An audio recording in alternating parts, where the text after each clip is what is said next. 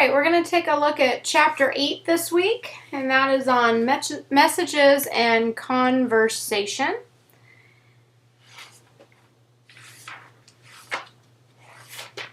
And the chapter starts on page 196 of your textbook, and there's 4 things we're going to take a look at. The first is the principles of conversation. Next is the management of conversation. Third, we're going to look at self-disclosure, and that's when you reveal things about yourself. And then last but not least, we're going to talk about small talk. So let's get started on looking at the principles of conversation. The first principle is that conversation is a process. And so what we have here on this slide are the stages of conversation. It's a 5-stage process, and all conversation should follow these 5 stages. It doesn't mean that they all do, but effective conversations follow these 5 stages. The first stage is the opening, and that's characterized by phatic communion, or what we call phatic communication.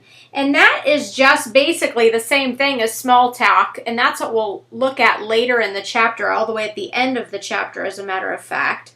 But when we open a conversation, you're just establishing a connection with the other person. Usually the greeting that you give them, hi, how are you, is reciprocated, good, how are you? And it's usually consistent with the rest of the conversation. So whatever kind of small talk or questions that you ask, it's consistent with what is coming. So that means that, for example, if somebody were to say to me, hey, Mrs. Beckham, how are you today? And I said, oh, I'm great.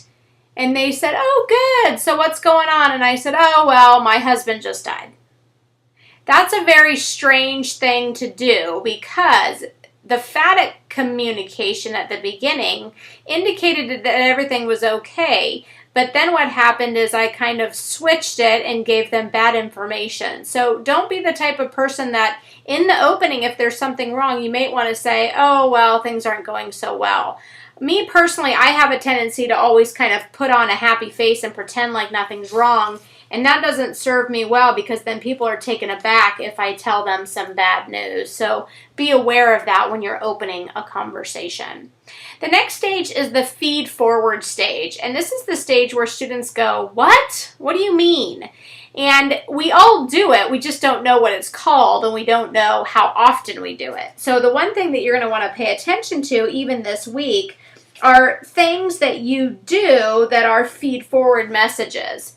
And feed-forward messages give a general idea of the focus of the message. And the focus of the message is going to be delivered in the business, which is stage 3. But right now, what we're doing is just giving a general idea. We're not telling them that. The next thing is it identifies the tone of the conversation. Is it happy? Is it sad? Is it problematic? Is it to give praise? Whatever it may be, we're going to know what the tone is in the feed forward. There's also oftentimes a time indicator given. Do you have a couple of seconds is a feed forward message, because you're telling them how long it will take. On the flip side of that, this is going to take a while. Do you have some time? Giving them an indicator of how much time is required.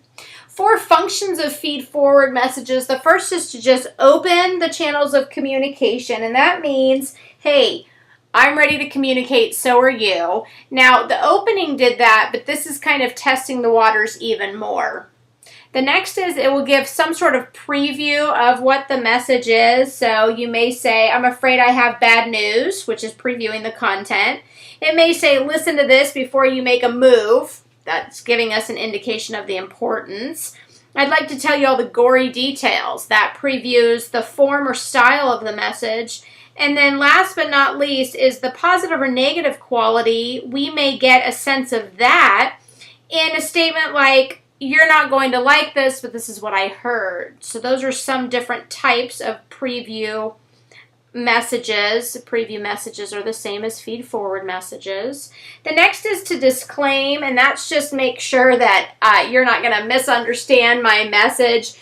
Don't think poorly of me. Don't think I'm a jerk. Don't think I'm insensitive, but. So you're trying to maintain your negative face, which is your ability to do as you wish, but also your positive face, that people will think positively of you, even though you're probably going to be making a not nice statement about somebody, something.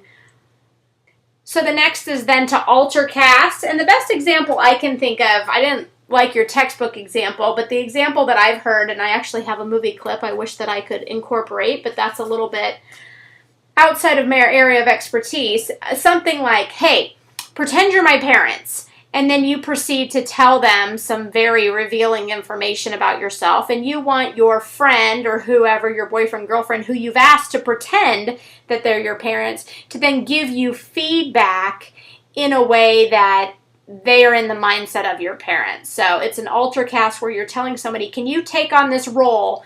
And now I'm going to give you the message. But for the feed forward, that alter casting is just you're asking them to assume a role before you get to the meat of the message.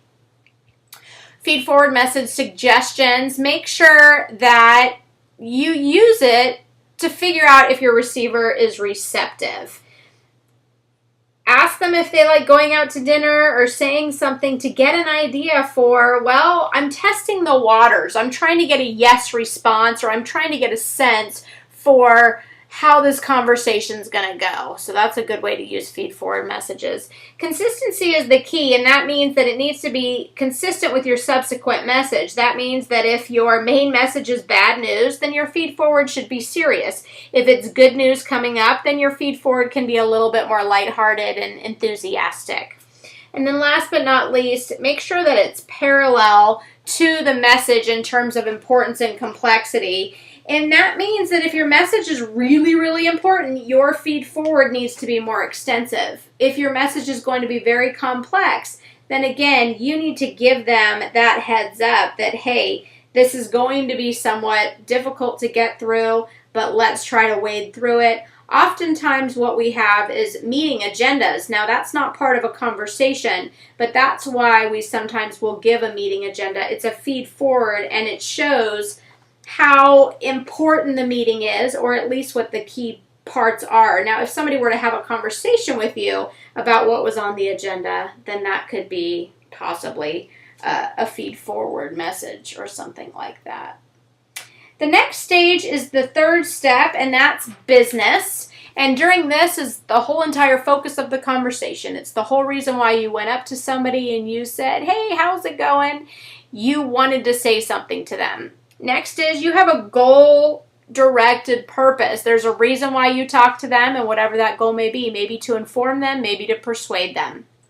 Maybe it's just to entertain them. The next is it's the longest part of the conversation. So let's say if I timed you while you had a conversation, and let's say your conversation was 10 minutes long, my guess is that what you would have is a minute for the opening, a minute for feed forward, a minute for feedback, a minute for closing. That takes up 4. That means that 6 minutes would be the business portion. You should understand that there are some conversational taboos, and that means that a taboo is something that we don't talk about because our culture says it's not appropriate for conversation. There's fewer and fewer things that we consider to be taboo. Taboo. I don't know why I'm saying it weird. It sure sounds weird, doesn't it?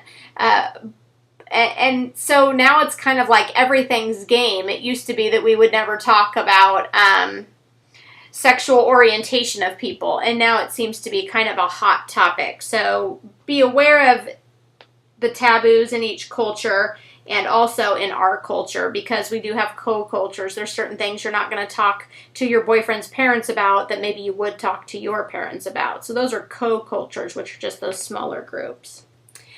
The next stage is the feedback stage. This is where we reflect back on the conversation. It's a signal that the business has been delivered. We have completed the business. I said what needed to be said, or we sorted out the issue, and now we're just kind of reflecting on the conversation. We can go back to business if there's something that we realize that I didn't understand, or you may hear this, oh wait, now I'm not sure that is going to work. After you've already gone into the feedback, somebody may say that, and then you're back in the business and you're trying to figure out, okay, how can we clarify this? So feedback doesn't necessarily mean that you're going to be moving on to closing. You could go back to the business stage. Feedback feedback, you have 5 choices. You can give positive or negative feedback. So that means positive, you pay a compliment, you pat somebody on the back, or negative, you may criticize somebody or scowl or give them some kind of criticism.